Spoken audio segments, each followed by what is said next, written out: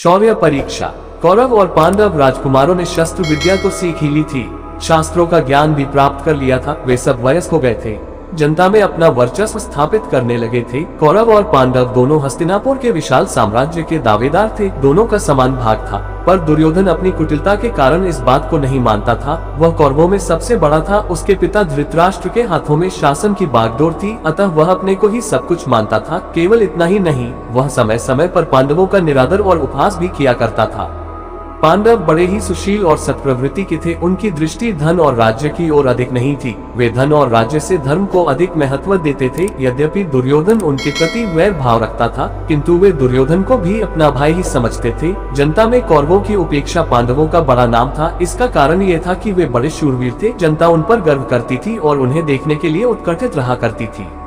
बसंत पंचमी का पर्व था। पांडव और कौरव राजकुमारों के शौर्य की परीक्षा का दिन था। महीनों पहले घोषणा हुई थी। हस्तिनापुर के निवासी बड़ी उत्सुकता के साथ उस दिन की प्रतीक्षा कर रहे थे। हस्तिनापुर के एक विशाल प्रांगण में शौर्य परीक्षा की आयोजना की गई थी। प्रांगण को चारों ओर से बाड़ों के द्वारा घेर दिया गया था। बीच बीच में दर्शकों के बैठने के लिए छोटे बड़े मंच भी बनाए गए थे। राजकुटुंब के सदस्यों और सम्मानित नागरिकों के बैठने के लिए विशेष प्रकार के मंच बनाए गए थे। घेरे हुए मैदान को झंडों, पताकाओं, बंधनवारों और पुष्पमालाओं से सुसज्जित किया गया था। तरह तरह के बाजे और ध्वनियां भी बजाई जा रही थी। सारा मैदान दर्शकों से भरा था। मंचों पर सुसज्जित वेशभूषा में नागरिक और राजकुटुंब के सदस्य बैठे हुए थे। स्त्रियों के मंच पर राजकुटुंब की स्त्रियों के साथ कुंती और गांधारी भी विराजमान थी। साधारण दर्शकों में अधीर भी अपने पुत्र कर्ण के साथ मौजूद था। सबको आंखें मैदान के मध्य भाग की ओर लगी हुई थी। शंख ध्वनि के साथ शौर्य परीक्षा आरंभ हुई। कौरव और पांडव राजकुमार मध्य भाग में पहुंचकर अपना कौशल दिखाने लगे। जब भीम का नाम लिया गया तो करतल ध्वनि की गड़गड़ाहट हो उठी। विशालकाय भीम हाथ में गदा लिए हुई मध्यम भाग में उपस्थित हुआ। वह नंगे बदन था, पीतवर्ण का लंगोट धारण किए हुए था। उसकी बलिष्ठ भुजाएं थी, चौड़ी छाती थी और तेजो में मुखमंडल था। वह देखने में पर्वत के सदृश मालूम हो रहा था। भीम प्रांगण के मध्य में पहुंचकर गदा युद्ध का प्रदर्शन करने लगा। उसके कौशल को देखकर जनता मुग्ध हो उठी। बार बार तालियां बजा बजाकर उसका अभिनंदन करने लगी। भीम जब अपने कौशल का प्रदर्शन कर चुका तो घोषणा हुई, क्या कोई राजकुमार गदायुद्ध में भीम का सामना कर सकता है? घोषणा होते ही दुर्योधन गदा लिए हुए भीम के सामने जाकर खड़ा हो गया। उसका आकार प्रकार भी भीम के ही समान था। वह लाल रंग का लंगोट धारण किए हुए था। भीम और दुर्योधन में गदायुद्ध होने लगा।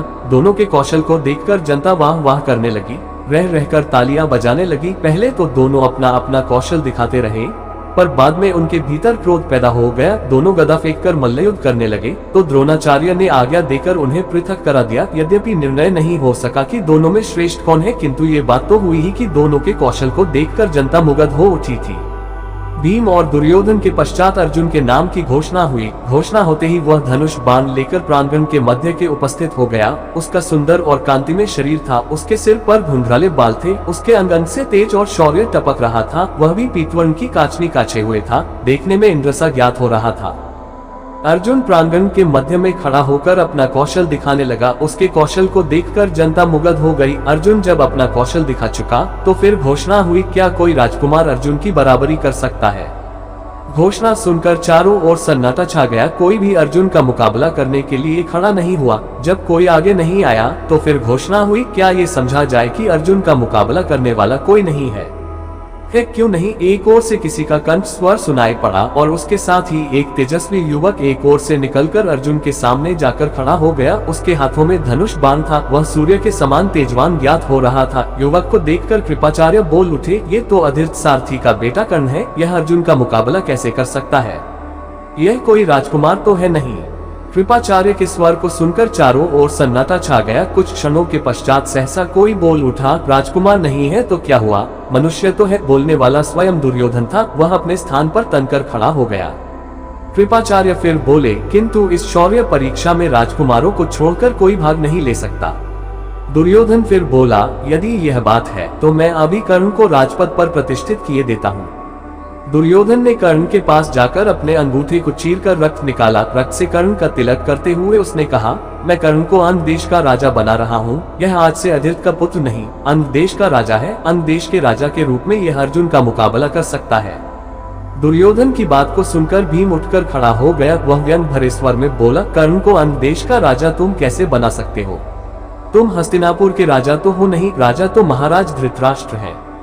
भीम के कथन को सुनकर एकत्र जनसमूह में बड़ा शोरगुल पैदा हुआ। उस शोरगुल से ऐसा प्रतीत होने लगा कि अगर समारोह को समाप्त नहीं किया जाता तो संघर्ष हो जाएगा। फलत द्रोणाचार्य ने उठकर समारोह को समाप्त किए जाने की घोषणा कर दी। अर्जुन और कर्ण का मुकाबला हुए बिना ही समारोह तो समाप्त हो गया, पर उसी दिन से पांडवों और कौरवों में शत्रुता की आग भी जल उठी। जब तक महाभारत के युद्ध की आग में सब कुछ जलकर समाप्त नहीं हो गया, तब तक वह आग जलती रही, बराबर जलती रही।